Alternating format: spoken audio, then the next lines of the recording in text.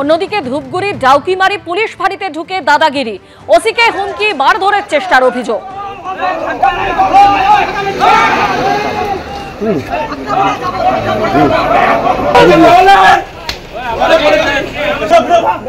গ্রেপ্তার করা হয়েছে 6 জনকে। প্রতিবেশীর সঙ্গে জমি বিবাদ, বাড়িতে আদালতের সমন, কি কারণে আদালতের সমন জানতে ফাঁড়িতে যান কয়েকজন। ফাঁড়িতে পুলিশের সঙ্গে বচসা, ওসিকে মারধরের চেষ্টার অভিযোগ। পুলিশের বিরুদ্ধে পাল্টা মারধরের অভিযোগ ধৃতদের। একদিকে আপনাদের সামনে তুলে ধরছি ধূপগুড়ির ছবি, যেখানে ডাউকিমারিতে পুলিশ ফাঁড়িতে ঢুকে দাদাগিরি, ওসিকে হুমকি, মারধরের চেষ্টার অভিযোগ।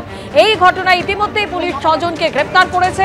অন্যদিকে মুর্শিদাবাদের ফরাক্কায় ট্রাফিক পুলিশকে মারধরে গ্রেপ্তার তৃণমূলের উপপ্রধান। ফের শাসকের পুলিশ শাসন। এবার মুর্শিদাবাদের ফরাক্কায় ট্রাফিক পুলিশকে মারধরের অভিযোগে গ্রেপ্তার তৃণমূলের উপপ্রধান। ট্রাফিক পুলিশকে ঘুষি মারার অভিযোগ তৃণমূল নেতার বিরুদ্ধে।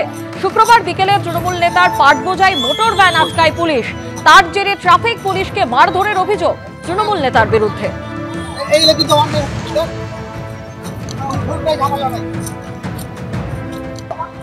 যে চালা এই মেন রোড এনে চলবে না, তো আমরা একটা ফর্ম আছে, ওটা লিখে নাম ঠিকানা লিখে অ্যাড্রেস লিখে ছেড়ে দেওয়া হয়।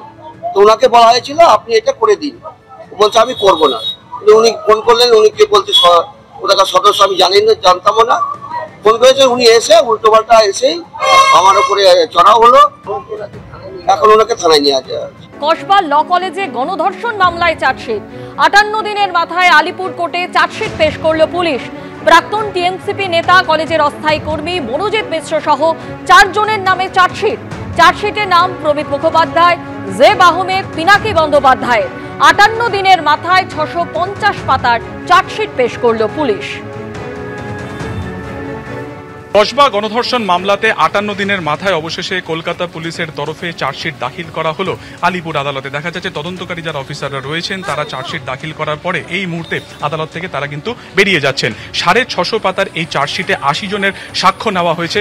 4 জনের বিরুদ্ধে কিন্তু অভিযোগ দায়ের করা হয়েছে এবং তাদের বিরুদ্ধে কিন্তু চার্জশিট আনা হয়েছে, যেখানে মনোজিৎ মিশ্রা, প্রমিত মুখোপাধ্যায়, জেব আহমেদ এবং নিরাপত্তারক্ষী পিনাকি বন্দ্যোপাধ্যায় ছিল। সব মিলিয়ে আজকে এই 80 জনের সাক্ষ্য সহ 650 পাতার চার্জশিট কিন্তু দাখিল করা হলো আলিপুর আদালতে। ক্যামেরা অতনুকুণ্ডুর সঙ্গে সুকান্ত মুখোপাধ্যায়, এবিপি আনন্দ, কলকাতা। 57 দিন পর আজকে 58 ডে। আজকে আমরা ওই 4 জন, যে 4 জন আমরা প্রথমে নিয়ে এসেছিলাম তাদের 4 জনের এগেইনস্টে আমরা চার্জশিট দিয়েছি। লার্নেড কোর্ট কগনিয়েন্স নিয়েছেন এবং কপি সাপ্লাইয়ের জন্য ডেট ফিক্স করেছেন। কবে ডেট হয়েছে? 4 সেপ্টেম্বর চেক করে বলছি। কাস্টাডিতে রেখে ট্রায়ালের প্রেয়ারে দেওয়া সেই রেসপেক্টে আমরা প্রথম দিনও বলেছিলাম যে সিরিয়াস অ্যালিগেশন আছে, আমাদের কেস ফুলপ্রুফ কেস, আমরা কাস্টাডি ট্রায়ালের জন্য প্রেয়ার করব। আমাদের এভিডেন্স সব আমাদের ফেভারেই আছে। কি প্রাইম অ্যাকিউজড হিসেবে দেখানো হয়েছে? সবাই আছে, সবাই একসাথেই আছে, ইনভলভমেন্ট সবারই পেয়েছি আমরা।